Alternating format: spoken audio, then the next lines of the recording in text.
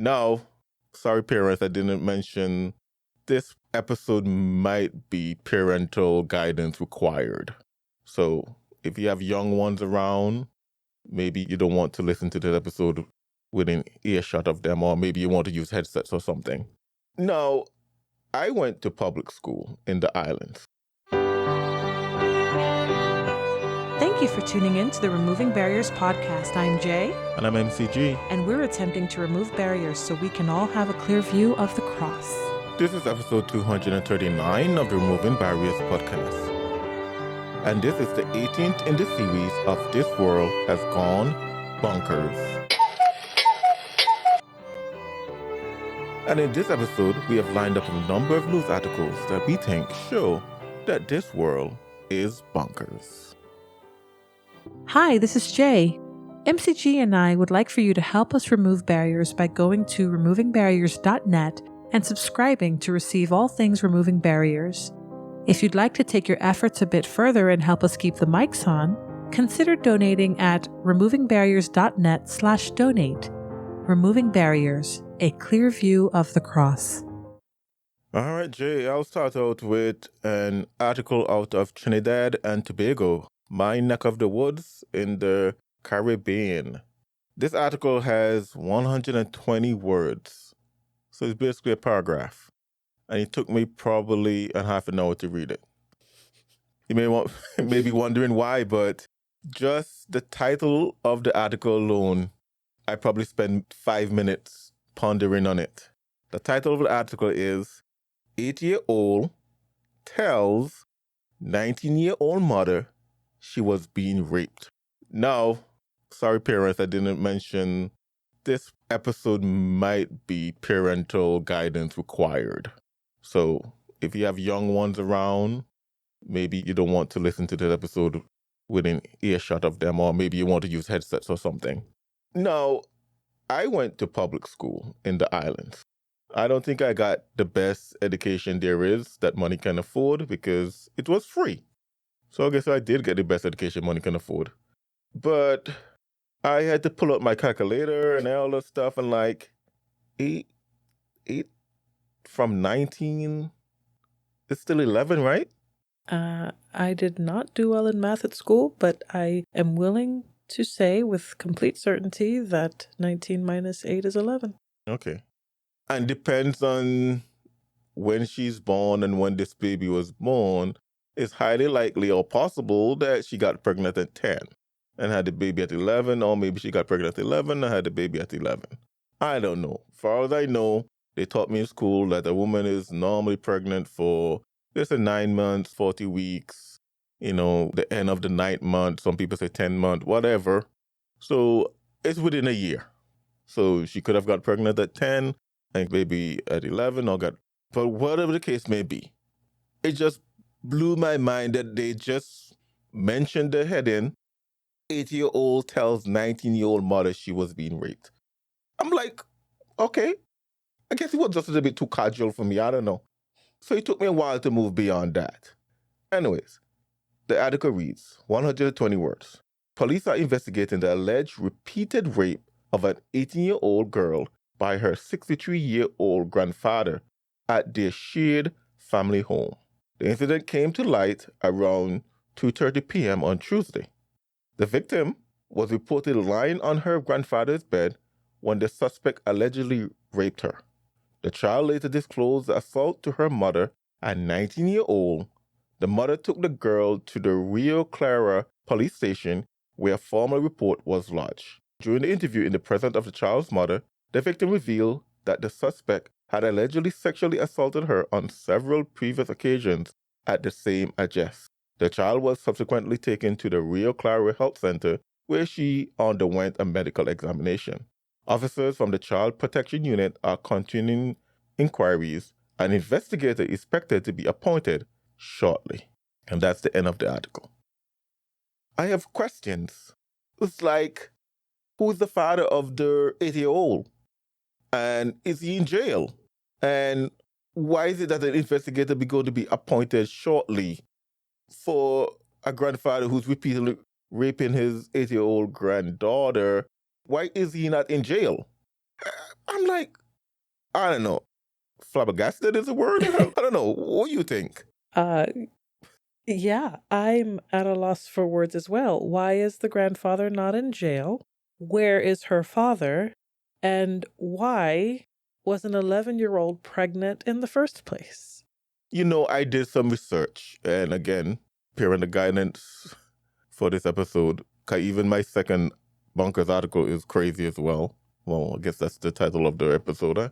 But I did some research because I was curious. Again, probably that's why it took me a half an hour to read 120 words. So I said, hey, Duck AI, what is the age of the youngest mother ever recorded? You want to take a guess? I'm afraid to. 5 years old. Oh my. 5 years old. And there's some sort of condition that a young lady can have that bring on very, very early onset puberty that will cause them to be able to have a baby at that age. And according to Doc AI, she actually got pregnant at 4 and had a baby at 5. So That is awful. I also asked Doc AI what was the age of the youngest grandmother ever recorded. That was 23. Crazy. The youngest father, I think, was about 11 or 12, 11, I think. And the youngest grandfather was about 19. So, Did Duck AI happen to mention what year these atrocities were happening? some of them were pretty out there, like early 1900, 18 something. So it wasn't anything super recent, but I just wanted to get a perspective of why I'm thinking this thing is so crazy that an 80-year-old is going to their 19-year-old mother. That's your sibling. But it's not even the worst stories out there. So I did that to get perspective, but I don't know if he gave me perspective or he just horrified me more. But anyways. I'm reminded of the historical account of Jonah, where the Lord did not want to destroy Nineveh because there was a certain number of people there that couldn't tell their left hand from their right, and how Jesus has very sharp, harsh words, condemning words for people who would create a stumbling block for children. There are many ways to do that, but one of the most egregious ways is to sexually violate a child. And the scripture is very, very clear about that. It's really a terrible, terrible article, a terrible thing that's happened. And it seems to be something that has repeated or been repeated in this culture, or perhaps in this family. I imagine that this is not the norm in Trinidad, that young girls are impregnated so young, that are assaulted. Now, the statistics for sexual assault, both in this country and around the world, are absolutely staggering, heartbreaking, and sobering, and something absolutely has to be done.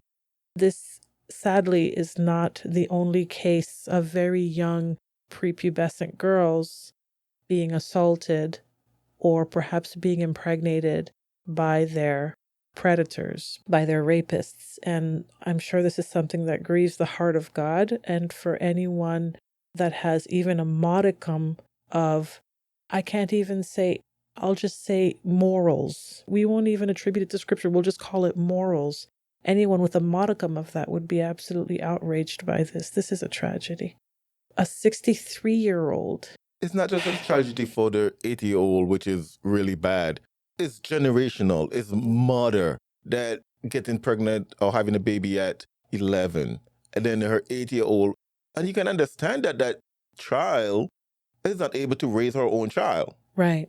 And then you wonder, why was she in that position at 11 or 10 to get pregnant? And then you realize, hey, look who her father is.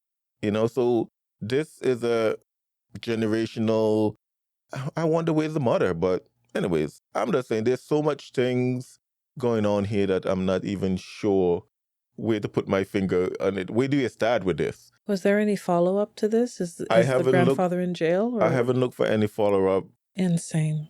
That's all I found, but I didn't really search for a follow-up. But anyways, what's your first article? Now I'm all depressed. Hi. Okay. Well, my first article is titled "Court overturns mosques' attempt to ban Christian evangelists from sharing the gospel just outside. Now, it might sound like this is not a bonkers because the court actually did a good thing by overturning this attempt. What I find bonkers is that a mosque would even try to ban the Christian evangelists in the first place.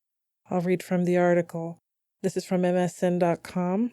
A controversial Islamic project in Texas tried to stop Christian evangelists from preaching and distributing literature on property outside their mosque. But a Texas court dismissed the lawsuit, enabling Christians to continue sharing the gospel in the area. The East Plano Islamic Center, also known as EPIC, filed a lawsuit against Testimonies of God, a Christian evangelism ministry, in October 2025, according to a report from the Christian Post. The mosque complex wanted a, quote, temporary and permanent injunction barring the Christians from handing out evangelical pamphlets, letters, flyers, or other documents offensive to the Islamic faith. Let's put a pin on that paragraph or that sentence and come back to it. Any type of literature offensive to the Islamic faith. EPIC was especially annoyed that the outreaches occurred on Fridays, which is when Muslims assemble for religious services. The lawsuit said that the evangelists, quote, set up a tent, bought external speakers, and came with evangelical pamphlets and signs that they attempted to hand to passerbys, all of whom were attempting to enter the mosque for prayer services. A document responded to the lawsuit, of which Heritage Grace Community Church was another defendant, said that the complaint marked a shocking and illegal demand. Such demands are an unthinkable attack on our country's core values of free speech and freedom of religion, the document said. Under the injunction that the plaintiff demands, a local church would be prohibited from even handing out free Bibles. The document added that the defendants do not block sideways or interfere with traffic, and noted that they positioned themselves 500 feet away from the mosque, adjacent to a 6-lane road. Okay, so I'd like to pause there for a second. So they're not on the mosque property. They are on the side of the road, 500 feet away from the mosque, and this is still a problem. I'm glad that the court overturned this ban. However, I'm not looking at this with rose-colored glasses enough to say that even some Christians would read this and say that the Christians in this particular article were behaving unbecomingly. In other words, a lot of them would say something along the lines of, well, how would you feel if a group of Muslims set themselves up 500 feet away from your building and started, blasting the call to prayer, an Islamic call to prayer, or laid out rugs and things and handed out literature and Qurans and everything before people came into your property? I imagine that many Christians would counter with that argument, which I find to be problematic, to say the least. I understand we live in a pluralistic society. This is a country that has freedom of speech and freedom of religion, freedom of association, all of these things that we hold dear. But I don't know, I've been wrestling with this lately, to extend that to a group of people that generally harbor another group of extreme people that are willing to kill others for their beliefs. I find that to be a little bit problematic. Now, if these believers were prohibiting or inhibiting people from walking into the mosque or harassing people, or if they were like Don Lemon and actually went into the building and created a ruckus for their ideology or for their faith, that would be a different story altogether. But these Christians were on the side of the road, 500 feet away from the mosque, evangelizing, passing out their, quote, literature offensive to the Islamic faith. What's interesting about EPIC, the article continues, and I'll just paraphrase it, is that this is the same organization, Islamic organization, that's trying to establish a sort of distinctly Islamic compound right there in the middle of the city. If you scroll down and you read the article a little bit, it also says that EPIC is behind the controversial Epic City project, which would create a distinctly Islamic subdivision in northern Texas. The project was recently rebranded to The Meadows. It would involve 1,000 homes centered around a mosque, a school, and other Islamic facilities. In other words, they're trying to establish another Dearborn, Michigan, right there in Texas, which Well, is a problem, I think. a couple of things. Firstly, we have this little pesky thing called the First Amendment, so which both sides are able to exercise. So the Muslims are able to exercise that First Amendment: expression, religion, speech, assembly, protests, and so on. And then also, we are a nation of laws.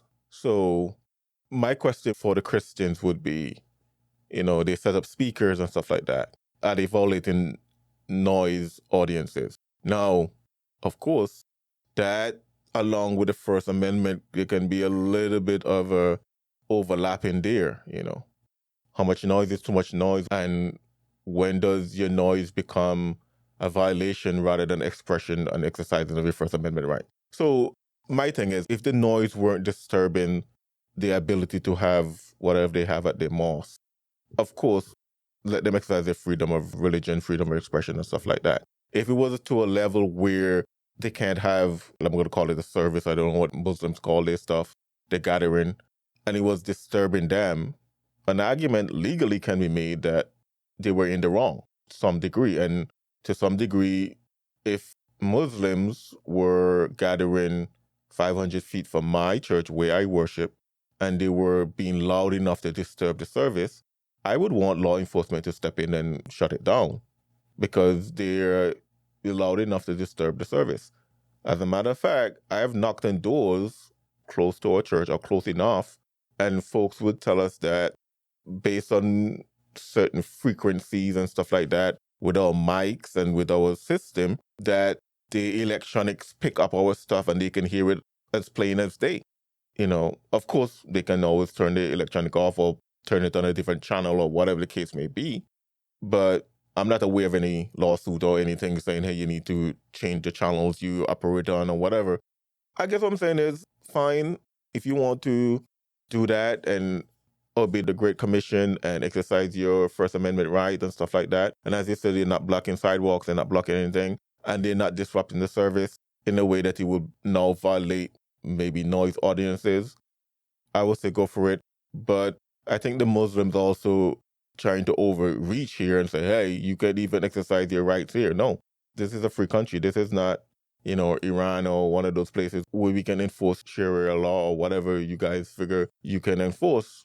But at the same time, as long as they're not being impolite, even if legally they might be right, and if you're meeting legal standard, you're scraping the bottom of the barrel. Legal standard is at the bottom of the barrel. That's why these politicians get away with all the things they get away with. Because legal doesn't mean you're moral, it doesn't mean you're polite, it doesn't mean that you're in right standing with God. It just means you're the last ring on the ladder if you're just being legal. So, sure, go and evangelize and hand out Bible. I have questions. I would wonder how effective they have been.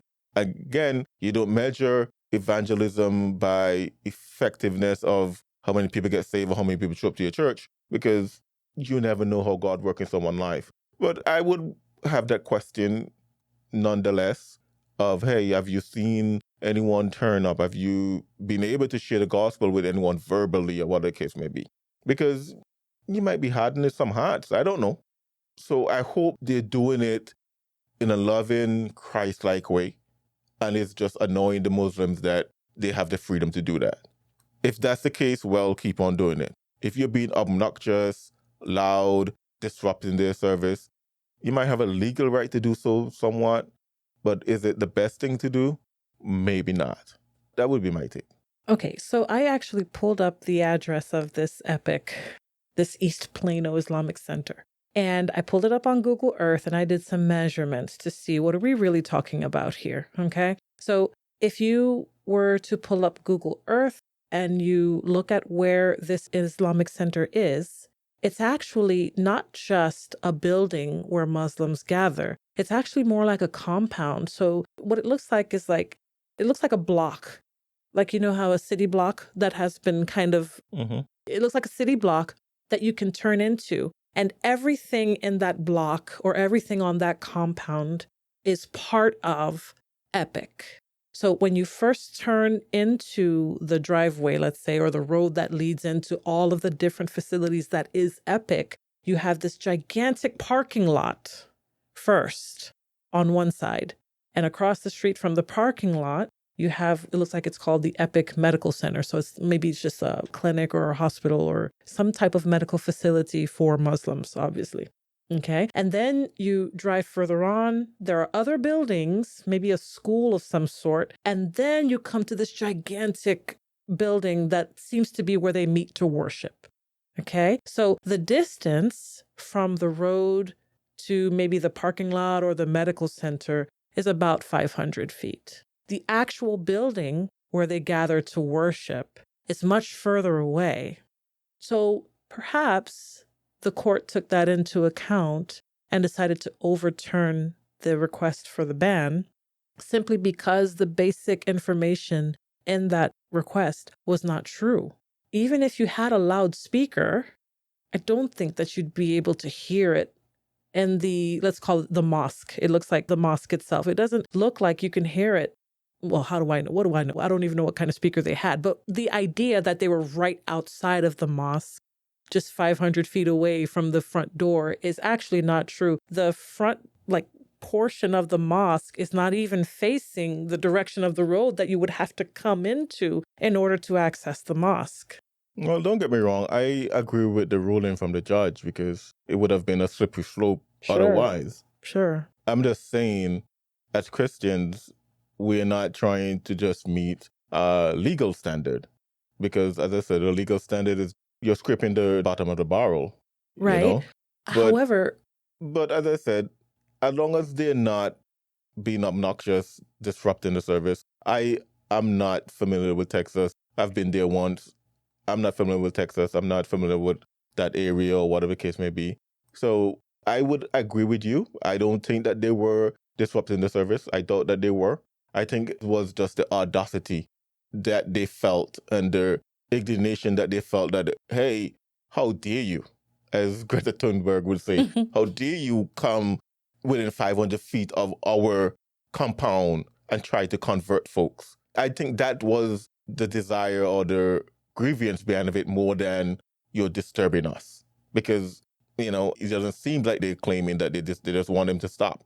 So I think it was just the how dare you kind of feeling that you shouldn't be allowed to do this. I think it's more than that because Islam is a religion that dominates. And the Quran actually talks about jihad being a multi-step process, depending on whether Muslims in a particular area have the numbers or the political power in order to execute their will. So if you are a minority in a country, or if you are in a position where legally, politically, you're at a disadvantage, well, then your job is to acquiesce with the culture, go along to get along, don't appear to be threatening, okay? And as your numbers grow, and as your political power grows, then you begin to exhibit and do those things that we would normally associate with jihad, the cultural takeover. And in some cases, extremists take it to the violent attacks in order to further their ideology and their gospel. And so one of the reasons I picked this article is because I think there needs to be a discussion in the West and among Christians about how we interact with, let's say, engage Islam, because there are certain countries and certain places in the world that are having a significant problem with the religion, primarily because of the extremists within that religion and the fact that the silent majority within Islam that will not go ahead and do the violent acts themselves, but are at the very least understanding of, and at the very worst encouraging of their actions. And that's something that I think is bonkers. There is a cultural element to it that's not necessarily spiritual. I mean, depending on who you're talking to, but it is something that needs to be addressed because it's clear that they don't simply have plans to open a mosque. It's not just a group of people wanting to practice their religion peacefully and quietly. They want to expand, they want to grow, they want to dominate. That's something that Christians are going to have to come to terms with. Okay, let's take Christians off the table for a second. That's something that the West is going to have to come to terms with. I'll tell a little bit of an anecdotal story. I recently went to Florida for a celebration, and the Airbnb that was rented was a part of a bunch of different Airbnbs. Like all of the houses in this particular subdivision belonged to a certain religion. We could tell because all of the houses, like every road in this subdivision, had a name that was tied to this particular religion. And right next door, there was an entire compound of their worship center, of a school, a training facility, all of these different things that were associated with this particular religion. And I thought, that's very interesting, and not in a good way, that they would seek to establish dominance in that particular way. Now, what's interesting is that many people would make the argument that Christians try to do the same thing. Christians establish, schools, and they establish all these different things, and the culture is very heavily influenced by Christians. So why can't other religions do the same thing? And I would argue and say, well, here's the reason why. It's because when those other religions become the dominant culture or the dominant, let's say, purveyor of how we do law or whatever, then what happens at that point is the entire culture of your nation changes. The persecution will begin for Christians. Now, I understand that we're living in a time that's completely an anomaly for the church. For much of the history of the church, we've been a persecuted and minority group. But perhaps we need to wonder what things are going to look like if a religion hostile to Christ becomes the dominant culture. Now, people are going to listen to me and say, hey, you sound like a Christian nationalist, or you sound like a tinfoil hat, this or that or the other. I want to say that I'm not. However, I think that this is something that's worth evaluating, let's say, or discussing, or mentioning even. It might be, but I think it's kind of beyond the scope of the article you read. Also, the only reason I brought that up is because of their plans to expand into a compound, including 1,000 houses, medical center, school, and all that sort of stuff. It's not too far beyond the pale there. I got you. But at the same time, logically thinking, if that was, let's say, a Methodist church doing that, we will be okay with it. Sure. And I'm just simply saying, again, we are a country of laws, and the same First Amendment that protects the Methodist is the same First Amendment that protects the Muslim. Again, I'm not dependent Muslim because I understand what you're saying. And on a secular level, on a cultural level, sure, I agree with you. Secular, yeah. But it's a slippery slope to say that they can't have a compound if they pay for it. Because again, we're in a capitalist society. Sure. If they have the money and the means and there's no laws against it, they should be free to. They can do it. Yeah. I think rather than focus on the fact that they're able to do that and they have the means to do that and what their outcome for the country would be if they can do that, I think we should focus on the fact that, hey, why is it getting that way? Why is it that we are concerned about Muslim taking over or whatever other religion, insert religion X taking over? Could it be because Christians are not evangelizing, being salt and light as they should be? And if we are and we're winning the laws, that's not the problem. Some of these people come from countries that Christians can't go and share the gospel. God brought the mission field to us by the way of immigration and all these things, and yet we let down and let them come in and they never hear the gospel. We don't share the gospel with them. Again, to some degree, I can commend this church for trying to share the gospel with them. And our aim should be share the gospel with them and try to win them to Christ, not trying to prevent them from doing things that the Constitution clearly say that they can do. Because that was one of the founding principles of this nation, that it will be founded on freedom of religion. I think you can make a solid argument that a religion was Christianity. However, even though we have moved away from that foundation, we still see the Constitution as the supreme law of the land. And I just can't say, hey, it's a supreme law of the land for me, but not for you, Muslim. It has to be for them too. I think the way we need to focus on is on evangelism and not on whether they're taking over or not taking over. Because if we can win them, I think that there won't be a takeover. I think we're talking past each other because you're talking the spiritual and I'm talking more the cultural, the practical. If you have a religion that will absolutely dominate and overturn the religion of the space that it's in and establish itself as the preeminent religion and then bar anyone else from practicing their religion, or at least make it incredibly difficult for them to do so. Okay, there is a spiritual side. I agree with you 100%, what Christians ought to be doing in order to counter such. But when it comes to the cultural and perhaps the political, that's something that the West is going to have to come to terms with. That's That's something that the true. West is going to have to address. That's all I'm bringing That's that true, up but for. I don't think we're talking past each other. I think the fact is that the spiritual is upstream of the cultural and the practical. So whatever the spiritual state is affects the culture, affects the practical. So I'm simply saying, rather than aiming at the fruit, let's go to the root. The root of this thing is spiritual. The only way it can be truly overturned is spiritual because it's upstream of all these things.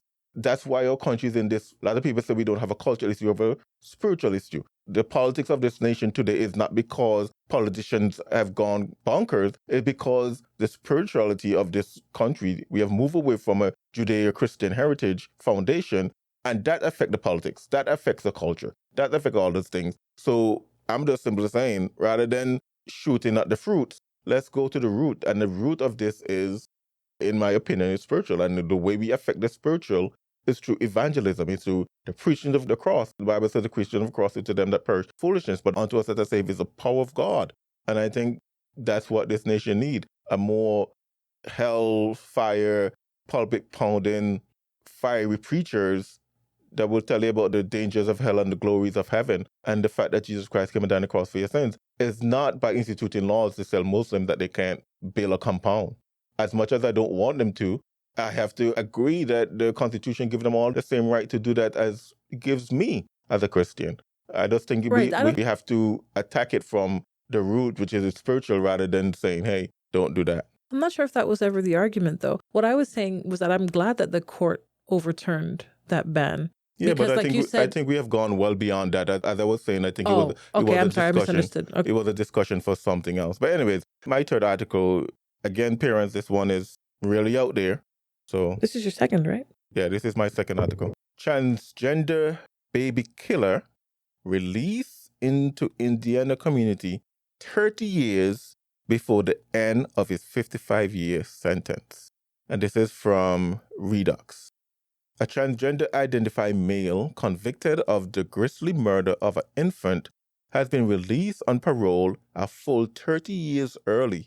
Jonathan Richardson, who now uses the name blank and blank, was convicted in 2002 after his 11-month-old stepdaughter died in his care while her mother was at work. Having served less than half of his 55-year sentence, Richardson was quietly released in late December of 2025. A statement from the Vanderburgh County Prosecutor's Office was published on March 26 of this year, 2026, warning the community of Richardson's presence and stating that the Indiana Department of Corrections, IDOC, had failed to notify local officials of the release of a serious violent felon.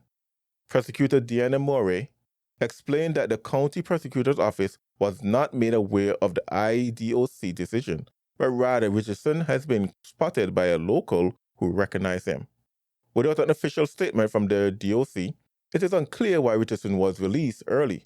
However, the decision may have been linked to an injunction granted in state court that required the IDOC to provide Richardson with taxpayer-funded cosmetic surgeries. Oh, my word.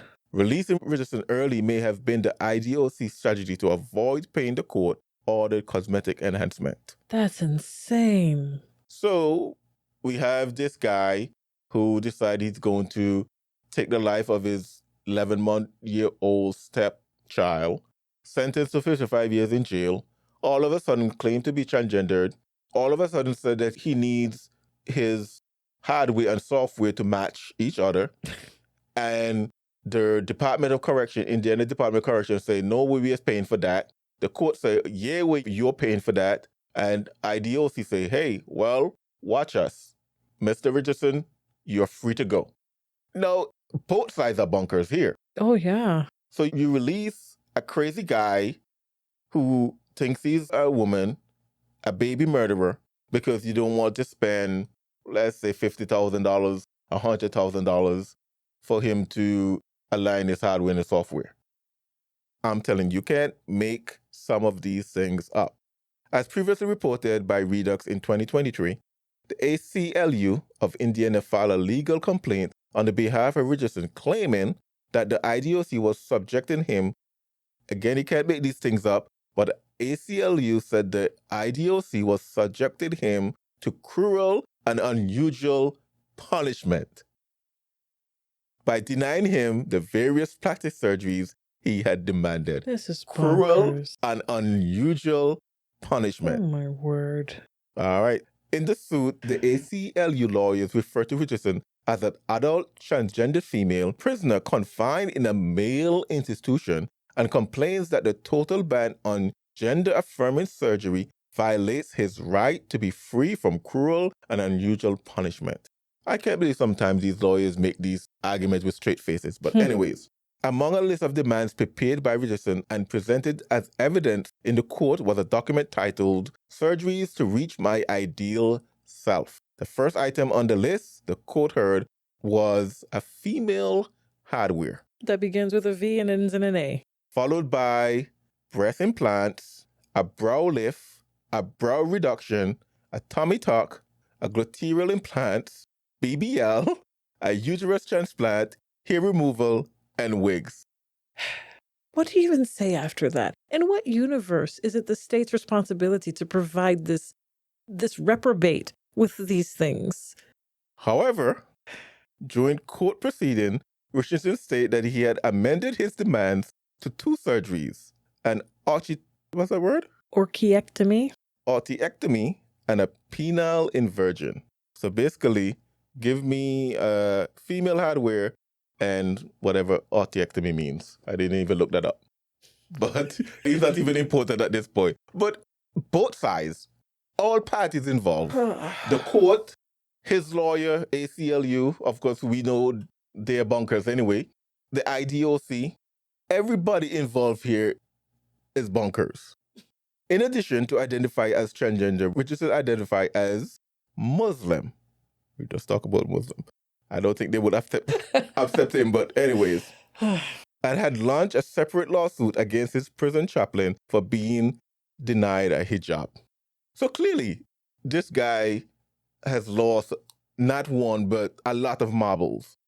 During his disposition, Richardson told the legal counsel for the IDOC, Alex Carlyle, that in 2018 he had been informed about gender identity by another male inmate at CIF who went by the name of Pearl. So this guy was in jail during the cultural shift in the US. So he didn't even know anything about transgenderism because he was in jail. He didn't even know anything about Bruce Jenner and all these things I'm sure he heard about it. Caused the shift. Mm-hmm. It was some inmate came in, I guess some other man by the name of Pearl, and educate him, and he found out, he said, oh, I can basically play the system. Yeah. That's basically what it is. Anyways, according to Richardson, Pearl had brought in pamphlets from California state prisons, of course, Wales, that explain the concept of gender identity and introduced him for the first time the idea of taking feminizing hormones. I always knew I was a girl. Didn't know that term applied because until I talked to Pearl, I didn't even really know transgender was the name for it. I was hearing at the time that it was transsexualism, and that didn't seem to fit me because it was apparently people that like to wear girl clothes to have certain things. However, Richardson also stated that while briefly married to the mother of the infant he murdered, he had been working in an adult bookstore that sold crazy videos while employed as a janitor. Richardson would have crazy stuff with male customers while pretending to be a girl. Anyway, I'm not going to read any more of this because it goes into a whole lot of dirty stuff that he's talking about. Apparently, he has an OnlyFans and all this stuff. It goes into way too much details for my comfort. So I'm not going to read anymore. I'm not going to get our audience into that, but oh my world. The fact that the court system, that the police, the ACLU, well, let's not even put the ACLU in this, but the fact that our institutions would take any of this as seriously as they did, to the degree that they released this man, is beyond the pale. At some point, this has to stop. I think this ties back to the previous bunkers that we just discussed about, Christians kind of putting their foot down against certain necrotizing influences in our culture that absolutely need to be stopped. Not everyone needs to have an opinion. Not everyone, I know I sound anti-American when I say this, or non-American when I say this, but not everyone can open up their mouths and share this opinion that it has the effect of infecting with disease, with terrible thought processes, with all kinds of darkness, their ideology. There are certain things that we don't need to discuss. It doesn't need to be an open exchange of ideas. There are certain things that are blatantly and obviously demonic of the devil and that need to be shut down. This is one of them. Also, the consumption of sexual material. We're talking about the P word and all kinds of degeneracy and that sort of thing. There's no room for discussion on these things. I don't care. This is going to sound terrible. I don't care what the Constitution says. That's not free speech. That's not freedom of expression. That's sin. And it's a sin that pollutes and deteriorates a culture, a people. That needs to be like this. Okay, let me gather myself. This is an audio podcast, and so you're not going to be able to see the picture, but there is a picture in this article of this particular man. He's not a woman. This man, I'm not even going to say this person, this man pretending to be a woman. He is in a very, let's say, immodest and promiscuous sort of position, showing body parts that he's not supposed to. And there's a quote imposed on top of it from Dr. Martin Luther King Jr. that says, "Darkness cannot drive out darkness. Only light can do that. Hate cannot drive out hate. Only love can do that." So many people, now, if I could backtrack and say that I am one that looks at Martin Luther King with an intense side eye. I think he was a wolf in sheep's clothing and he should not have the place in our history that he does. But that's for another podcast. That's for another discussion. This is the problem with Christians in the culture that are willing to cede ground to the enemy, cede institutions, cede the, public discourse when it comes to this particular issue. Because they're afraid to be called names like homophobic or transphobic or whatever phobia that they want to place on people. Because we're afraid to be called these names, we hesitate, we refuse to open up our mouths and say, "Thus saith the Lord," at the risk of being offensive, at the risk of being forward and direct about sin. Christianity as a whole in this country has ceded ground to the enemy, so much so that they feel comfortable taking this particular quote from a man, which I am convinced is a wolf in sheep's clothing, but they take this quote and they twist the meaning of words. So they can say that because they're being put upon or they're being singled out or they're being called out for their degeneracy, for their reprobation. Is that even a word? Anyway, that's darkness. And so they're the victim. And if you dare tell me what thus saith the Lord, you're the one being intolerant. You're the one being a bigot or fill in the blank. So darkness now becomes light and light now becomes darkness. And the Bible is clear that woe to them that call darkness light and light darkness. Woe to them that invert God's creation and what God instituted at the beginning. And so I think that Christians absolutely need to speak up and speak out about this. And don't be afraid of what they'll call you. Don't be afraid of their faces, the Bible says. Well, there's a lot of things going through my mind on this. Firstly, even though the Indiana Department of Corrections may not have publicly said why they released this guy, 30 years before his sentence should be up, it's clear that, at least to me, that is the lawsuits, it's the money. So they have to pay lawyers to defend themselves. It seems like the way, and I would imagine that Indiana is more of a red state than a blue state. Yeah, I would imagine that the judges over there will probably lean a little bit more on the side of the Department of Corrections. But I don't know if it's going to take the Supreme Court, because I don't know how telling someone, no, we're not going to pay for you to change your quote unquote gender. You can't, but quote unquote change your gender amounts to cruel and unusual punishment. I don't think that is constitutionally protected. Of course, Constitution talk about cruel and unusual punishment, but that's not one of them. Right. And then, of course, so they're spending money on the lawyers, and now they're looking at, based on his list, and then he said, oh, I'll be generous. Just give me 2 of them or 3. How magnanimous of you. Oh, brother. And whatever the case may be. So tell me, where do we draw the line? Because when more and more people with gender dysphoria, or let's call it what it is, most likely mental issues, decide, oh, I am here, I'm working a regular job, I'm making $80,000, $90,000 per year, and I want to have an whatever way you call it. What is it? Orectomy, whatever that is. Orectomy. Actually, In fact, let me Google it while you it's the talk. removal of the Male hardware? Yes, let's put it that way. Oh. That produce the male gametes. Okay. It's the removal of that. Okay. And so I'm working a regular job. I have this mental stuff going on within me. I want to do a surgery. The doctor quote me $50,000. I don't have that. I don't want to go into debt for that. What will stop me from, let's say, going to a convenience store and take something I shouldn't take, or whatever the case may be, get a year in jail and a month in demand to have these things happen on taxpayers' dime. And then when I come out of, great, I was able to get $80,000 worth of surgery free.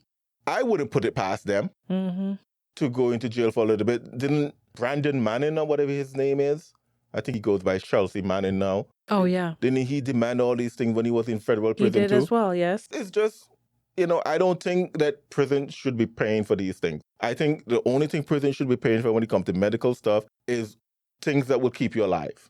So, in my opinion, if the surgery will keep you alive and you're not going to die, the prison pay for the surgery. If it's selective, elective, or whatever kind of surgery that has nothing to do with you dying, then no, you have to pay for it yourself. But they would also make the argument, if you pass that law, they'll make the argument that because of the mental health and all these things, blah, blah, blah, it's a life and death situation too. So you're not going to win with these people. This is not some man who... Now, I'm not saying that the way the baby died, one way or the other, one way is better than the other. I'm not saying that at all. However, here's what I'm saying. This wasn't a situation where, he accidentally dropped the baby and she died as a result of her trauma. This wasn't a situation where it was an accident. He, with his own hands, strangled that child until she died. He killed her with his own hands. This is already someone. Now, I'm not saying that murderers are beyond the pale or beyond God's ability to save. I'm not saying that. What I am saying is that this is someone who murdered a child, a baby, and is now using all of this ridiculous nonsense and rhetoric in order to pursue some type of just reprobate desire that he has, as well as to get a leg up in the judicial system, in the legal system, in order to get out. I think that probably has a part to do with it as well. The sad thing about it? It worked. It worked. It worked. He's out. Anyways, you're listening to the Removing Barriers podcast. We're in the middle of another Bonkers episode, and if you've been listening this far, you will agree. It is bonkers. We will be right back. Are you looking for a consistent and reliable place to get all your Christian materials? Try ChristianBook.com. Started from humble beginnings in 1978, ChristianBook.com now offers a wide range of books, CDs, DVDs, homeschooling, and church supplies, plus more. So whether you are a parent, a homeschooler, a pastor, or a layperson, ChristianBook.com can be a one-stop shop for all your needs. Click the link in the description section below and check out the vast array of Christian materials ChristianBook.com has to offer. Hi, this is Jay. MCG and I would like for you to help us remove barriers by going to removingbarriers.net and subscribing to receive all things Removing Barriers. If you'd like to take your efforts a bit further and help us keep the mics on, consider donating at removingbarriers.net/donate. Removing Barriers, A Clear View of the Cross. All right, Jay, what's your second article? My second article, I'm going to make this quick because it's just a really sad story.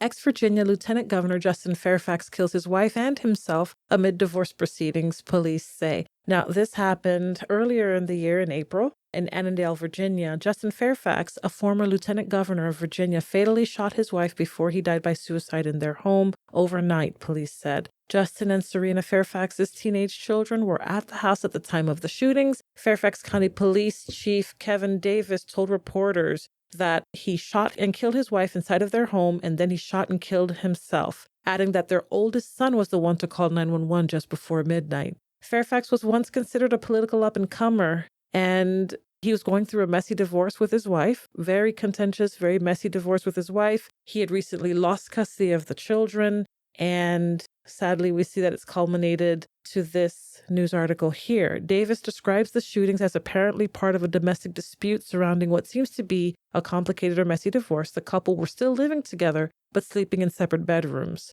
Police were, at the time of the article, in the preliminary stages of the investigation, and that Justin Fairfax was recently served paperwork indicating when he was scheduled to appear in court for the next divorce proceedings. That may have been a spark, the police chief said, adding that detectives will figure that out as they investigate what led to the tragedy.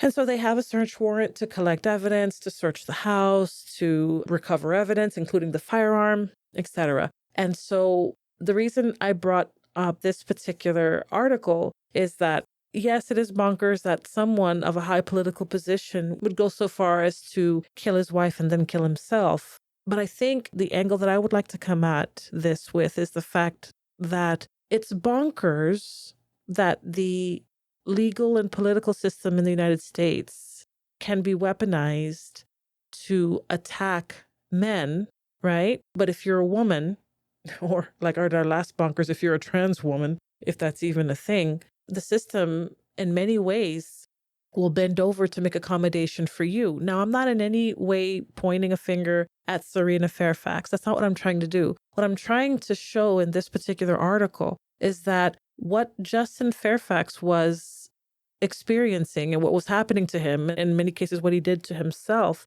happens many, many, many, many, many times over in the United States, where marriages are broken, homes are broken up, there's a custody dispute, legal battles, divorce proceedings, and more often than not, men get the very short end of the stick in the eyes of the law. They're required to pay significant amounts of child support, alimony, etc. And in many cases, they're not able to see and interact with their children as much as they would like to. Almost always custody goes to the mother. Not always, but in most cases, the mother gets custody, the mother gets money, the mother gets all of these different things, and men are left holding the bag. And this has been going on for many, many, many years. I think that, speaking overall, it's left many men demoralized, nihilistic even. They throw up their hands and they wonder, what's the point? Women have weaponized the legal system against their husbands and against the men in their lives, so that even young men today are wondering, hey, what's the point of getting married? Why get married? Well, I'm not sure. I'm not saying that okay, there were many, many women. You go ahead and I'll finish what I was going to say. Go ahead. I'm not sure this quite is in line with what you're saying. Firstly, yes, 80% of the divorce are initiated by women.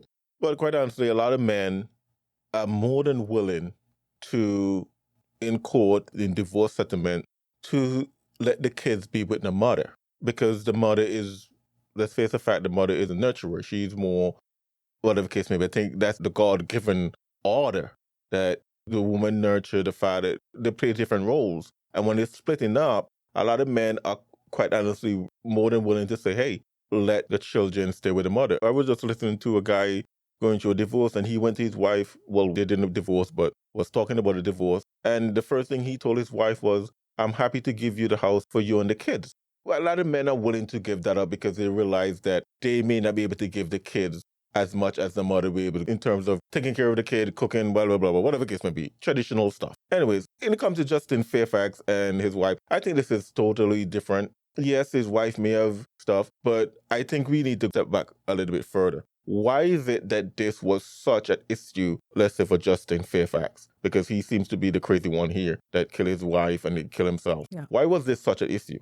I don't think it's because he was going through a divorce. Because these folks are Democrats. They don't, well, as a matter of fact, it doesn't matter. Republican, Democrats, today's society, divorce is just another Tuesday. Divorce in this country is just another day, just like any other day. People get divorced all the time. Marriages fail all the time in this country. Children are split up all the time in this country. From what I understand, he was in serious amount of financial issues. So I don't think any of this had to do with it. I think this is the issue with it. I think it is status in the society and political aspiration that led to this. Well, he lost it. He lost all of that. The standing. But why? Because so he probably lost it. Yeah. How many presidents do you know that are not married, that don't have a wife? Donald Trump was the only one, is the only president in the last, how many years who have been divorced? Because in today's society, we still look down on it. And they even make Donald Trump third marriage an issue. And I'm not saying it's not an issue. I'm not even defending Donald Trump morally. I won't defend Donald Trump at all, especially morally. But they made that an issue. Usually, if you're running for politics, and Justin Fairfax, I believe, had an aspiration to become the governor of Virginia. Sure. And then maybe beyond the governor of Virginia, maybe in federal offices. And who knows, he probably could have even run for president. He was a young guy. He wasn't even 50 yet, I think. So it was a political blow for him. Exactly. It got in the way of his political aspirations, no doubt. This is why I'm not coming at... So that's why I'm saying I don't think I'm not saying it is doing anything to him. And no, I think... That's why I said at the beginning that I'm not coming at this particular article from that angle. The things that are happening to him, I'm not saying that he had nothing left to live for and that's why he killed his wife and kids, or his wife and himself. In his mind, that's probably the case. Because his political career was over. Yes. Because now he can't present himself as a family guy, raising his kids. He can't look all innocent and sweet when there's a woman out there accusing him of being a terrible person. Not only that, when Justin Fairfax was running for lieutenant governor of Virginia,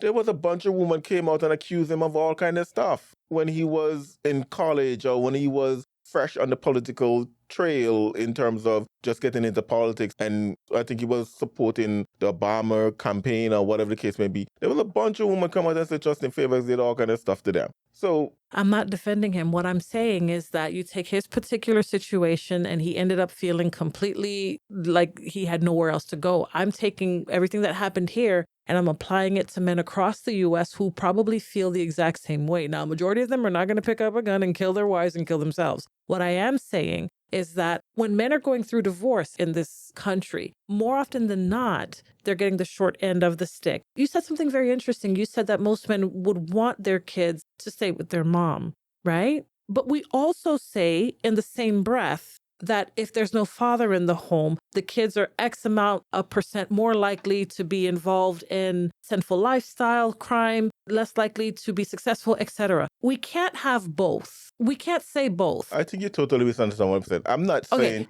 I'm not defending divorce. I'm not defending... No, I'm not saying you are. Let me explain. I'm not defending fatherless homes. I'm just simply saying when it comes to the point of divorce where the home is already breaking up, most men, if they're being honest, is not going to want to have the kid 24/7 like the mother would. I don't think that's what's happening here. No. I'm not saying. I'm not saying fighting for their kids, and many of them are shot down by the court. I'm painting with a broad brush, a generalization. If I, God forbid, go into a divorce, I would fight to have my kids. I would want to have my kids in my life. But I'm simply saying there's a lot of men out there who would have the mother, especially if the child is 5 years old or whatever, talking about the formative years of the child, would want to be their mother. And a lot of children, when they are at a certain age and the family is going through a divorce, a lot of the time the court will give the children a choice. Who do you want to be with? Who do you want to stay with? Most of them say, I want to stay with my mother. A lot of times the man will say, hey, I would gladly take them on weekends, let them stay with their mother and go to school or whatever the case may be. So I'm just simply looking at it in a way that a lot of men, if we're honest, will not want the responsibility of the day-to-day grind with the kid and work, because the man going to think, I'm going to have to go to work because I'm going to have to make more money for alimony. I'm going to have to make more money for child support. I'm going to have to make more money. Sometimes they have to support two households in terms of mortgages or whatever the case may be, because they may have to still be paying the mortgage at the home the family in, and they have to move out and pay. A lot of men want to go out there and grind and be able to support all the financial issues coming towards them, rather than waking up at 5 o'clock in the morning, getting the kid ready for school, dropping them off at school, heading to work, picking them back up. A lot of men not going to want to do that. They're going to say, hey, let them stay with their mother. I could be wrong on that, but I think as a man, I believe that a lot of men would go that way. I'm not saying some would not fight to get their kid, especially if the mother is crazy. I'm not saying that. But I'm simply saying, generally speaking, a lot of men, I don't think it's just the court. Yes, the court discriminates against men a lot. I was just reading about a divorce of someone I know. I was going through the public available papers, and it was crazy. There weren't even any kid involved in this. And the woman got the better end of the stick in this divorce. So I think it's just the court system are normally more favorable towards women. One, because they're women and they're the fairer or weaker sex, but also because a lot of men are willing to say, hey, that's my kid. I will gladly pay for them to have a comfortable life, and I will get a one-bedroom apartment someplace and survive. I don't think it's just necessarily the courts at fault, the woman at fault, and the man is the innocent victim here. I think it's sometimes a lot of men will give that up gladly so that the mother of the child can take care of the child. And I'm saying that we shouldn't be so quick to assume that the women are innocent victims here either. The women absolutely weaponize the courts and the legal system to go after men. And that's something that needs to be looked at as well. Now, this whole Me Too thing, where every time it seems like a guy is going to come up for some political position, women come out of the woodwork saying one thing or another. And I am not one to automatically disbelieve or poke holes at the arguments that women put up if something nefarious happened decades ago. I'm not saying automatically you're lying, who wants to trust you? But what I am saying is that while we can say that unwanted sexual contact absolutely takes place, there are also times where it wasn't unwanted. And that this is more of a case of, man, I wish I hadn't done that. Let me say otherwise so that I can fight back. I'm not saying that this is the case. That's a total different argument, though. This falls under the umbrella of women today weaponizing the legal system against men. And I'm not saying... I see what you're saying. I'm saying that's something that we need to start taking into account, because I'm not entirely sure that the current way that the legal system is set up takes that into account enough. And I think that a lot of unsavory, ungodly women are wising up to the fact that they can use the system in order to get back at their men for whatever reason. And if we're going to be a just society, that's something that ought to be looked at, is all I'm saying. Now, I'm not saying that the women that came out and accused us in Fairfax are somehow lying or it's not true. I'm not saying that at all. I'm just saying that we need to look at the situation in its entirety. Yeah, I see what you're saying, but I just don't see how this have anything at all to do with Justin Fairfax and his wife and him murdering his wife and killing himself. I hope it doesn't come across like I'm justifying the fact that he, killed his wife and killed himself either. That's not what I'm trying to say at all either. I don't think you're trying to say that, but I don't see the connection or correlation between women taking advantage and all that stuff. I think this is just a tragic situation. It is tragic. Where a man realizing now that basically his career is over because he no longer can pose himself as whatever the case may be. Look at Hillary Clinton and Bill Clinton. I don't even think these people have a marriage, but they're still on paper married, right? Why? Because staying together is more advantageous for their political career. That's basically what it comes down to. Or for the assets that they were able to acquire in the marriage. That's what it comes down to. So Justin Fairfax is trying to build something, trying to become the governor of Virginia, trying to expand his political stuff, and also at the same time a tyrant. And I think we can say he's a tyrant based on the fact that he ended up and killed his wife and killed himself. Mm-hmm. And the woman say, hey, I've had enough. You're a knucklehead. You're not a good father. You're not a good husband. I'm leaving. And all of a sudden, he realized his world is crumbling before him, and he snapped or whatever and stuff. And it's interesting that he snapped only a week or two before he had to move out and before everything was going to be final, because he realized there's no hope. I don't think this has anything to do with Me Too. It has nothing to do with whether the judge gave the mother the... So I think this is all about manly pride. That In his case, how absolutely. yes, how the mighty has fallen is this about? That Right. you were once the lieutenant governor of Virginia, you had this aspiring career, you were one of the prominent up and coming Democrats, and all of a sudden you're going into a divorce. That's going to lower your stuff. How many divorced men do we see in these things? Single men, yes, but divorced men, Divorced men, not so not much. really. And no one's arguing any of those points. All I'm saying is that what you saw happening in that particular instance happens many times a year over these continental United States. And men are feeling like there's no hope, nihilistic. It's over. I'm done. Why fight? And I don't think that it's good for a society to have a bunch of nihilistic men. Well, we can agree on that without saying that the courts and the women are causing it. No. I didn't. I think we have kicked that enough. I'll let Okay. the listeners decide. Anyways, my Oh, no. third article is from the New York Post. Concerned SoCal woman reveals terrifying fallout from registering her pet boxer to vote. Talking about the Save Act, huh? Her pet what? Boxer. As in the dog? Mm-hmm. Oh, goodness. Talking about the Save Act. A California woman who registered her dog to vote said she did it to reform lax voting rules. A California woman who registered her dog to vote says she did it to reform lax voting rules. As the push for voter ID to stamp out voter fraud gains momentum, Laura Urex, I'm not quite sure if I'm saying her last name correctly there, registered her boxer, Maya, to vote during the 2020 election. She says to reveal vulnerabilities in the state's voter registration system, a weakness critics have long warned about but say has gone largely unaddressed. And of course, this happened where? California, or California as some say. She thought it would lead to reform, but instead has turned into a nightmare. With her now facing charges related to voter fraud, it's something lawmakers at both the state and federal level are working to address by requiring voter ID and proof of citizenship.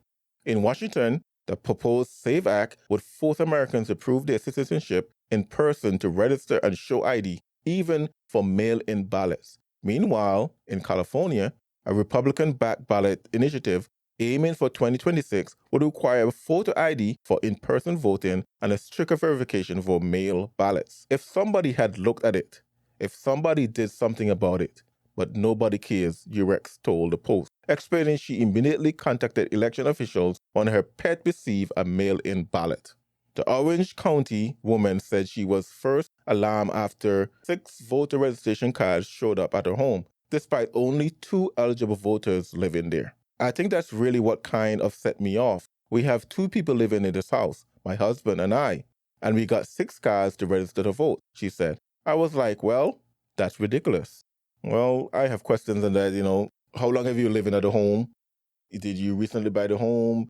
Maybe the last family that owned the home, there were 4 of them living there. Who knows? Yeah, we're still getting mail from the previous owners here.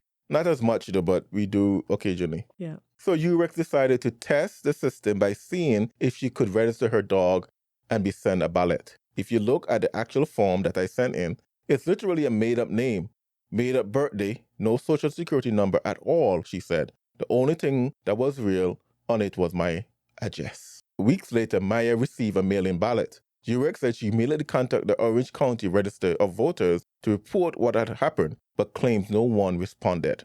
She said she repeatedly tried to alert officials between 2020 and 2025, even reaching out to former Huntington Beach City Attorney Michael Gates through a friend. I've given my picture of Maya and her ballot, and given my phone number and would never hear from anybody, Urex explained. It is not something I just gave up on. I kept trying to get someone to pay attention to it. It's not like they finally discovered it. It's that I kept pushing until somebody paid attention. When investigators finally contacted her in August 2025, she thought action was finally being taken. I remember the first words out of my mouth when she said, "Hi, we're looking for your dog being registered to vote." Literally, the first word out of my mouth were, "Thank God, finally, someone's looking into this," Urex said. Instead, prosecutors hit her prosecutors hit her with 5 charges, including felony count of procuring or offering a false or forged document to be filled. Oh, 2 my felony word. counts of casting a ballot when not entitled to vote, and a felony count of registering a non-existent person to vote. Orange County officials said Maya was not only registered to vote but to cast ballots in 2021 gubernatorial recall and the 2022 primary, though the latter was challenged and rejected. On April 10th, 4 felony charges were dismissed, while the remaining count of registering a non-existent person was reduced to misdemeanor. I really didn't feel like anybody wanted to do anything about it, but because of the way it went about bringing it to their attention, I don't think they had a choice, Jurek said. Her sentencing is scheduled for October. The case now sits at the center of a broader political battle over election security in California. Under current state law, voters are not required to show ID when casting a ballot. Identification is typically provided at the registration stage, while mail-in ballots rely on signature verification rather than photo ID. Organizations behind the Republican-backed proposal statewide voter ID initiative say they have gathered more than 1.3 million signatures to qualify the measure for the 2026 ballots. There's fraud going on, It may be small, but it doesn't take a lot of votes to change the outcome of the election. Riverside County Rep. Kevin Calvert told the Post. This is not a radical idea. Americans use an ID every day of their life. This is something that just makes common sense. I think I'm going to stop there. So she registered her dog to vote to prove how unsecure the elections are and got in trouble for it. You know what? Let me say this. I admire her courage. However, you don't break the law trying to prove the law is ineffective or whatever the case may be, whatever her goal was. I admire her courage. Would I have done something like that? I would not, because I'm not going to put my freedom on the line just so I can show my elected officials that the way they're doing stuff is dumb. I will say this. When I was in college, coming from the islands, being placed into a college atmosphere with food that I wasn't accustomed to or wasn't, maybe, let me say, cooked to the standard that I'm accustomed to. I'm accustomed to my island cooking and my island food. Coming to a different type of food and different type of cuisines was a little bit challenging. So when I go to the dining hall, if I find something I actually like to eat, I will just take a whole bunch of it and skip over everything else. So they had this, I think they were chicken tenders or something like that. And apparently these were popular because you go to the dining hall and they have signs above them that you only can take 3 at a time. So you take 3, then you have to go back in the line and take 3 more, and they take 3 more. Okay, fine rule. I got to the dining hall. I was the only person there for about 5 minutes. I was trying to hustle so I can get to class. I had like 6 or 7 of them on my plate. And someone from the dining hall looked at me and said, "You can't take more than that." And I look around, there was literally no one else in the dining hall. It was like right after chapel or something and no one else was there yet. I was like, "Are you serious?" So, okay, I acquiesce. I make sure there's only 3 on my plate. I go to my table, I put my plate down, go back in the line, take another plate, put 3 more on the plate, put my plate down, go back in the line, take another plate, put 3 more on the plate, and now I have 9. And the person look at me like, "Are you serious?" I'm like, "Are you serious?" So I can understand sometimes we have rules that are dumb. I can understand, laws that are dumb. In that case, if the line was 20 deep or even 5 deep, and they say to me, "Hey, 3 at a time and go back in the line," I can understand. But if I'm the only person there, why is it a big deal if I just take 7 or 8 at a time at once so I don't have to come back? This is what this lady was doing here. This lady saying, "Hey, this is a dumb law. Y'all don't check these things. Y'all don't check IDs or whatever the case may be. So let me prove a point by registering my dog." The difference with me, I wasn't breaking the law.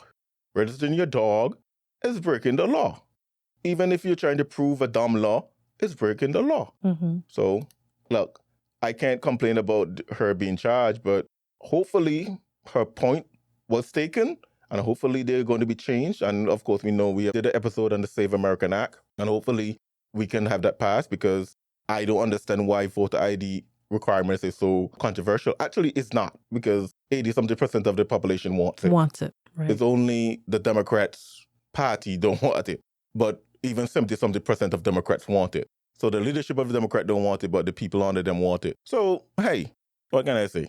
You prove your point. I give you A+ for bravery for doing it. But at the same time, I'm glad it was reduced to misdemeanor, and maybe they will just fine you and let you go. But at the same time, you just put your freedom on the line because you want to prove something. I would probably go to a town hall and do something else rather than blatantly break the law. And not only that, you broke the law, and then you expose yourself by calling them. Anyways.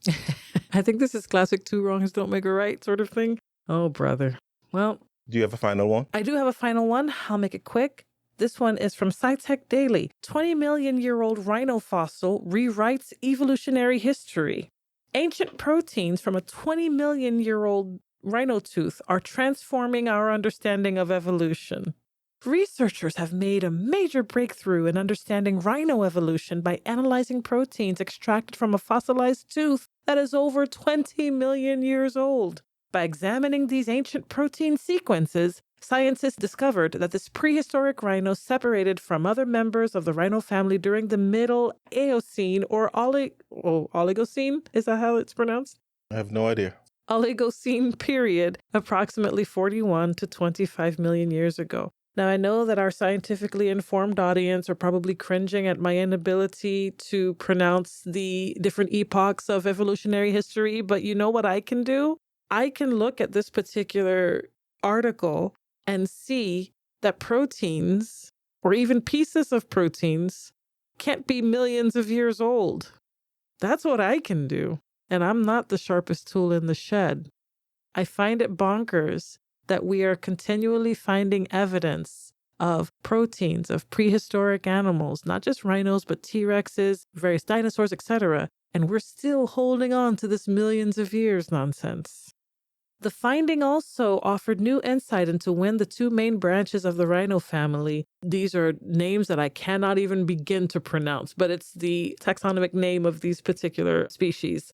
When these two branches of the rhino family, let's say, split from one another, the evidence points to a more recent divergence during the Oligocene about 32 to 22 million years ago than previous fossil-based studies had indicated. Okay, so you find this rhino tooth with protein in it, and when you put it through all of your rigorous scientific testing, etc., you find that the family branches separated a lot later down the line than you would suspect.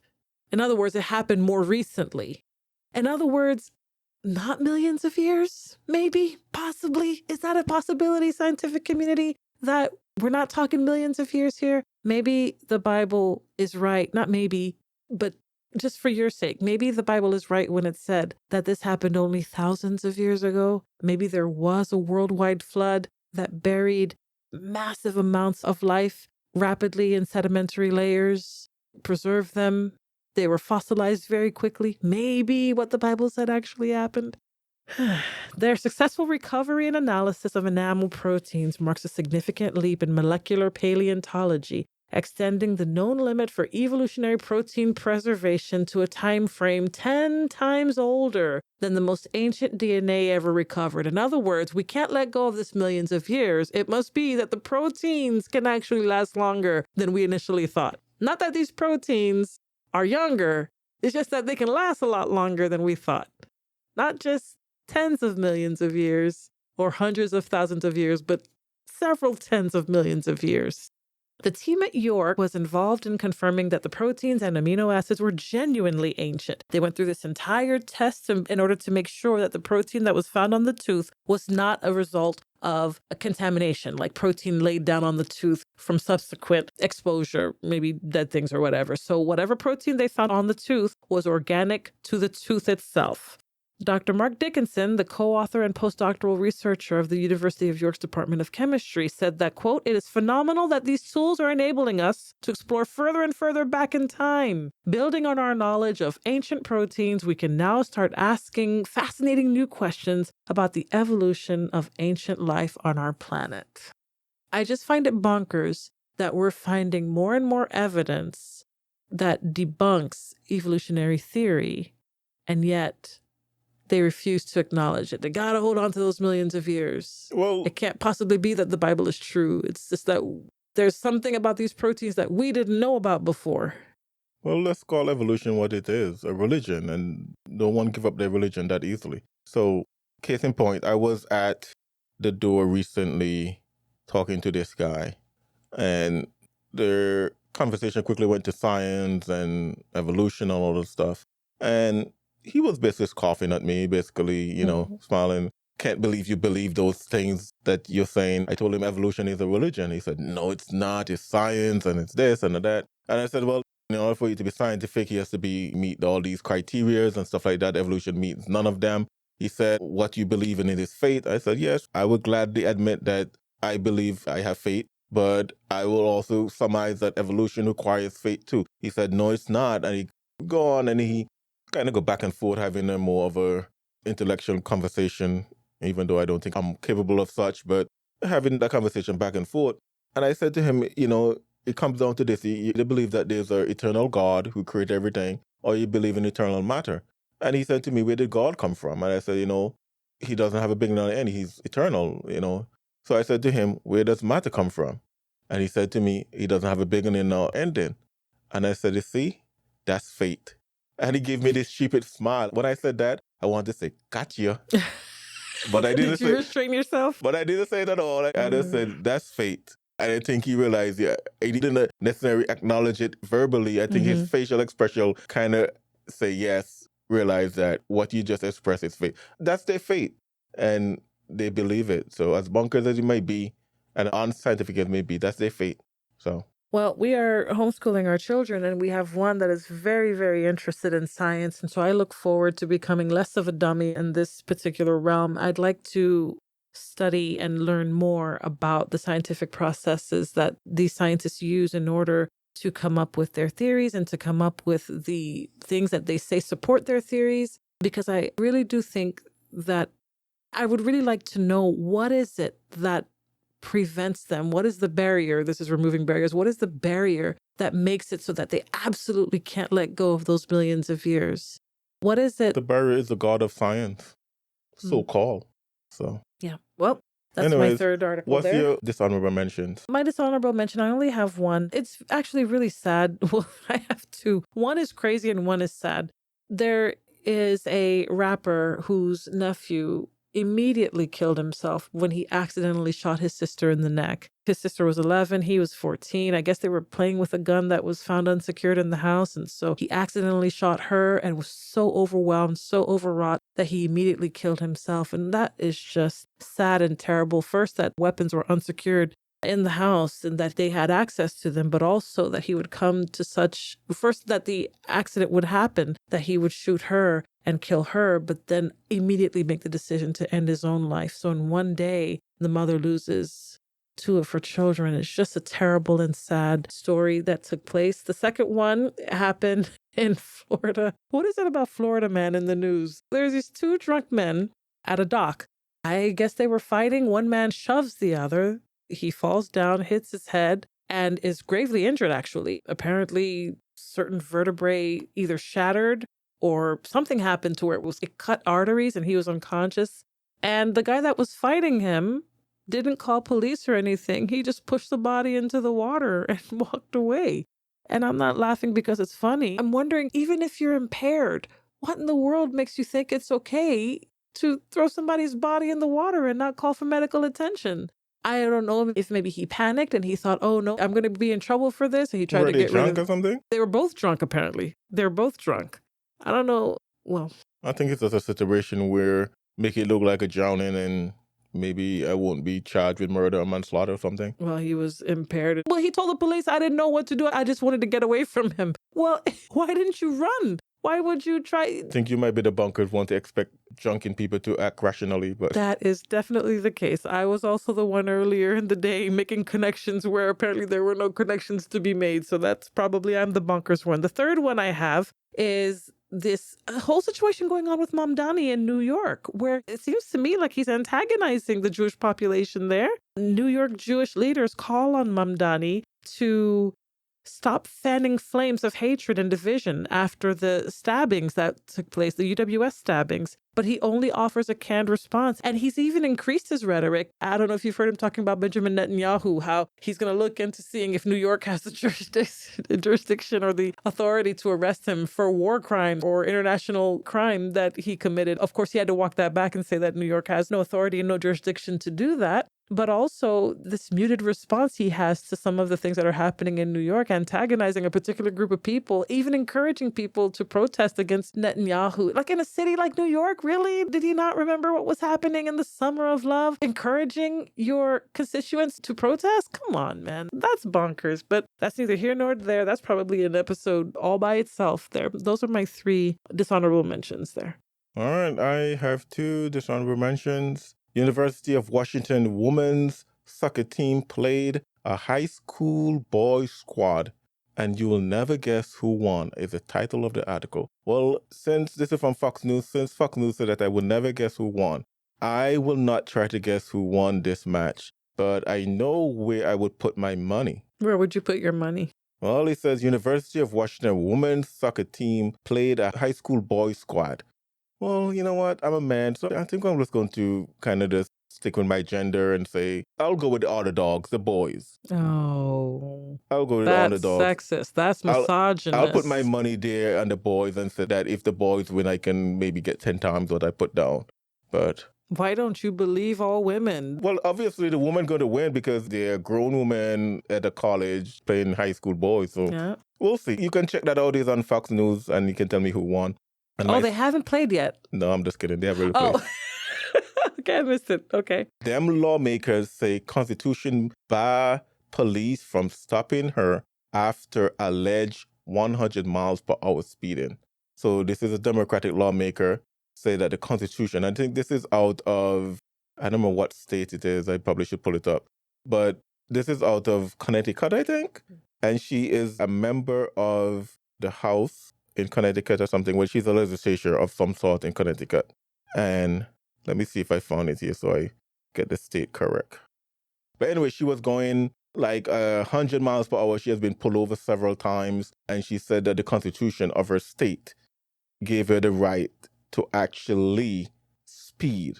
And reading the article and reading the section of the law that she mentioned, amazingly, I agree with her that the Constitution, New Hampshire is out of New Hampshire. If you go and read the portion of the law that she mentioned, I'm not quite sure she's wrong. Because it says basically, and I'm paraphrasing, that if you're going to the legislation or you're coming back from there, that police cannot pull you over. Police can't stop you if that's your destination. And I'm like, in the plain letter of the law, she's not wrong. No, is she taking advantage and maybe going by the letter of the law rather than the spirit of the law? Maybe. But by the plain letter of the law, I can't say she's wrong. As bonkers as it may be, she might be right. Is she, well, I was going to ask if she's a sovereign citizen, but probably not if she's invoking her state constitution. Probably not. I'm just simply saying, you can read the article again. It's on Fox News that she might not be wrong in what she's saying. There you have it. Yeah. Again, I'm no lawyer. So I guess my final charge or challenge, as usual, is, do you agree with us? I'll end with this article. I'll read a portion of it.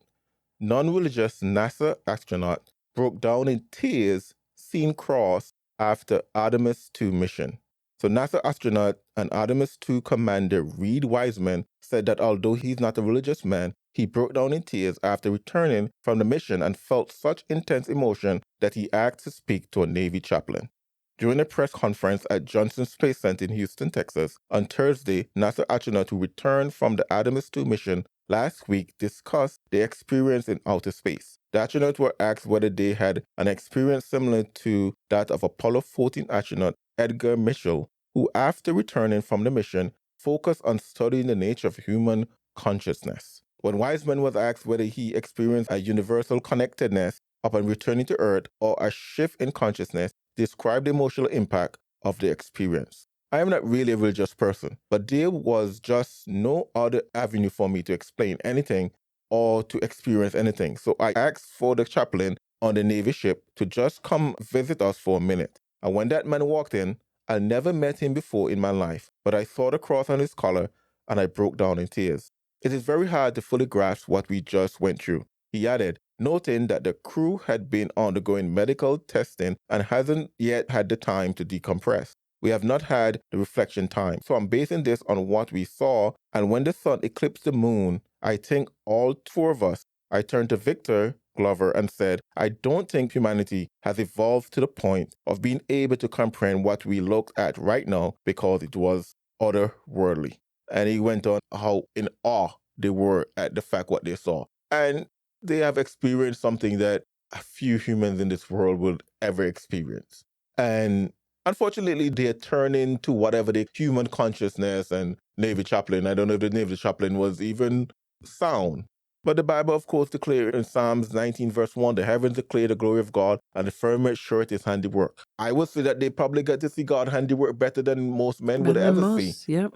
And it drove them to the Creator, even though they don't realize that. Mm-hmm. Psalms 8, 3 and 4 says, when I consider the heavens, the work of thy fingers, the moon and stars which thou hast ordained, what is man that thou art mindful of him, and the son of man that thou visitest him? They realize how small they are. They realize, look, the Bible tells us in Romans 1:20, for the invisible things of him from the creation of the world are clearly seen, being understood by the things that are made, even his eternal power and Godhead, so that they are without excuse. They are without excuse now. They have seen it. Mm-hmm. When God gives you first light, you respond to that light, you reveal more light. These people have seen something, the handiwork of God, the glory of God declared through the heavens. Mm-hmm. And they are drawn to him. But when they are drawn to him, they return and they go to whoever that don't have the gospel to share with them. And that's where we come as a Christian. Yes, we went through some really crazy articles showing that this world is bonkers. And apparently the depravity of man, yeah. This world have always been bonkers. But what are you doing about it? Do you agree with us? Well, if you agree with us, let me encourage you to share the gospel in your Jerusalem. That is what is going to make this world a little bit less bonkers. When one beggar tell another beggar where to find the bread, where one sinner tell another sinner where to find the Savior, where one person who was on their way to hell show another person the way to be on their way to heaven.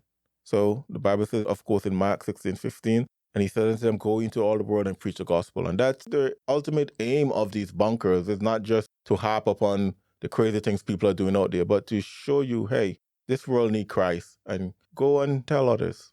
This is the Removing Barriers podcast. If the podcast or the blog were a blessing to you, leave us a rating and a review on your favorite podcast platform. And don't forget to share the podcast with your friends. Removing Barriers, a clear view of the cross. Thank you for listening. To get a hold of us, to support this podcast, or to learn more about removing barriers, go to removingbarriers.net. This has been the Removing Barriers podcast. We attempted to remove barriers so that we all can have a clear view of the cross.